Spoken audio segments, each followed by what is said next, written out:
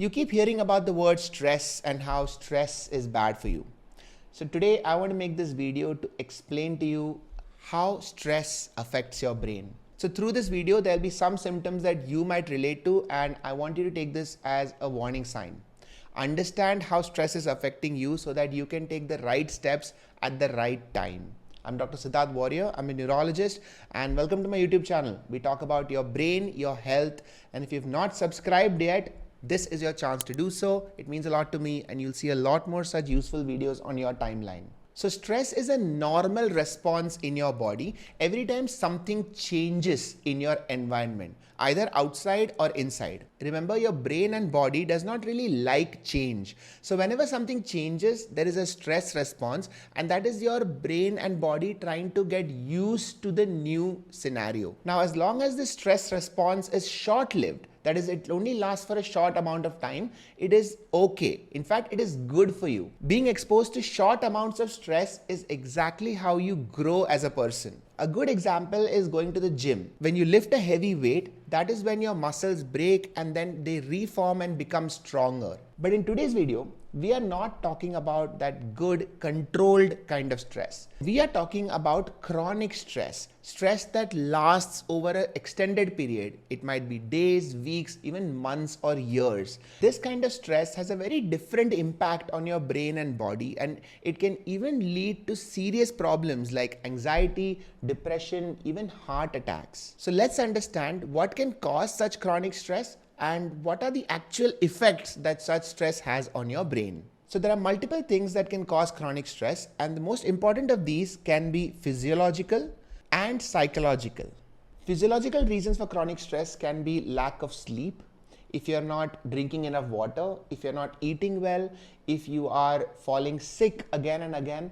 All these things that happen in your body leads to chronic stress. And psychological stress are those things that make you worried, that make you anxious, that stress you out. That can be work pressure, that can be relationship problems, that can be financial problems or family issues.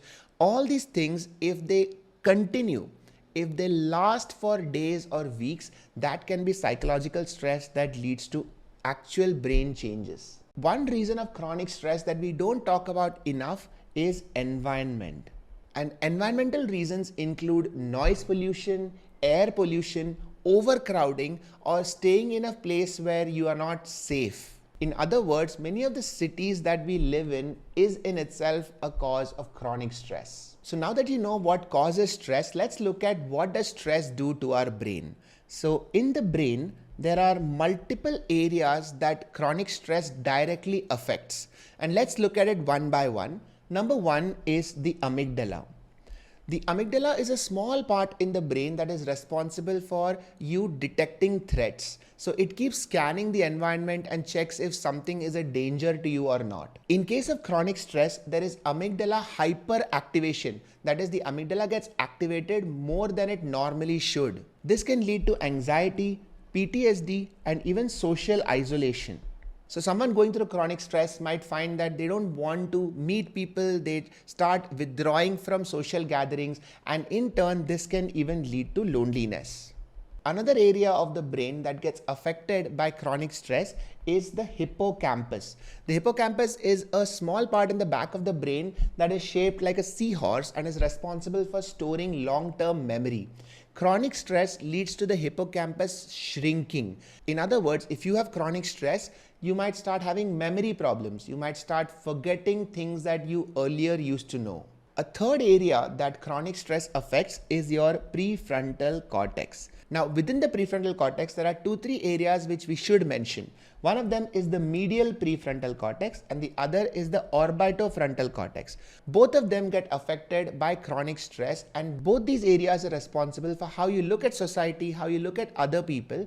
And when chronic stress affects these areas, it can lead to increased vigilance. So you might look at other people more suspiciously, you might develop some sort of paranoia about others, and you might have a negative view of how the people around you are behaving. Another key area of the prefrontal cortex is called as the dorsolateral prefrontal cortex. This area is extremely important because this is where your working memory is. And in chronic stress, your DLPFC starts shrinking. So you will find it more difficult to focus, to pay attention to one thing for a long time. So somebody in chronic stress might be more distracted. They might start switching thoughts from one to another more easily, and they won't be able to focus on one task for a long time. The fourth area that gets affected in chronic stress is called insula.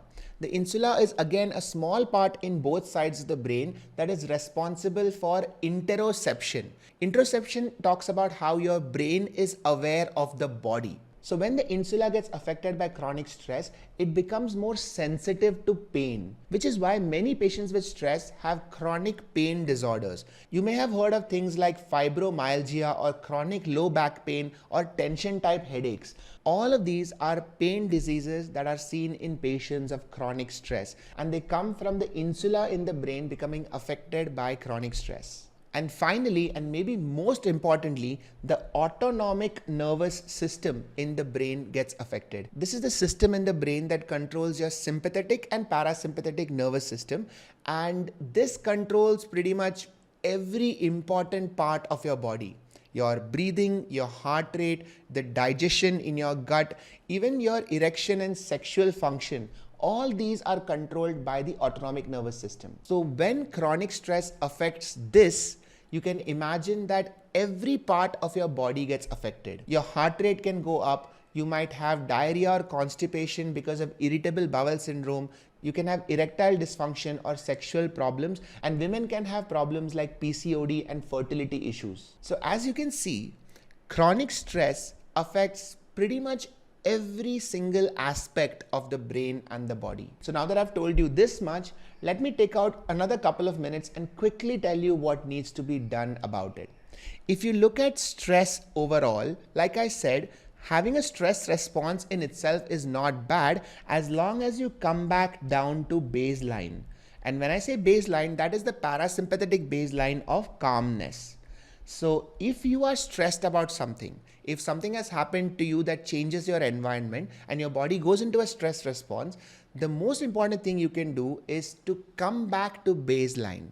The issue happens when acute stress response gets converted to a chronic stress. That means that your body never comes back down to baseline. So the way to deal with chronic stress is learning how to relax, learning how to come back to baseline again and again. And there are 3 levels of doing this. The first is a short-term method of breathing and grounding exercises done right after a stress response to come back down to baseline. The second is an intermediate method of journaling to think about all the stressors that you've had throughout the day, processing it so that now you can come back down to baseline. And the third is a long-term method, which is actually reaching out to a therapist, going for counseling so that you can remain regulated over the long term. All these techniques I have talked about in other videos before, but it is important for you to understand in this larger context. That sums up my video on chronic stress. If you found this useful, let me know in the comments below. Share this video with others who you think will find it useful, and I will see you in the next one. Bye everyone, take care.